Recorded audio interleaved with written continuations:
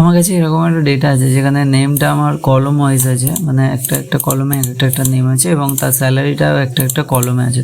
তো আজকে আমরা শিখবো যে কলম থেকে কিভাবে আমরা এগুলো রোতে আনতে পারি, মানে কেমন এরকম নেমটা এখানে হবে, তার নিচে নামগুলো থাকবে এরকম, কিন্তু একটা একটা করে কপি করে করলে অনেকটা সময় লাগবে যদি বড় ডেটা হয়। তার জন্য আমরা কিভাবে সহজে করতে পারি, তো সেটার জন্য আমরা প্রথমে এটাকে সিলেক্ট করে নেব, তারপর প্রেস করব Ctrl+C, কপি করে নেব, তারপর যেখানে আমি ডেটাটা রাখতে চাই সেখানে সিলেক্ট করব। এরপর আমি Alt+E+S প্রেস করব। তারপর আমার কাছে এরকম একটা পেস্ট স্পেশালের একটা উইন্ডো খুলে যাবে। এখানে এই যে ট্রান্সপোজ অপশানটা আছে এটার মধ্যে ক্লিক করব এবং ওকে করে দেবো। তাহলে দেখতে পাবো আমাদের ডেটাটা কলম থেকে রো এর মধ্যে চলে এসছে।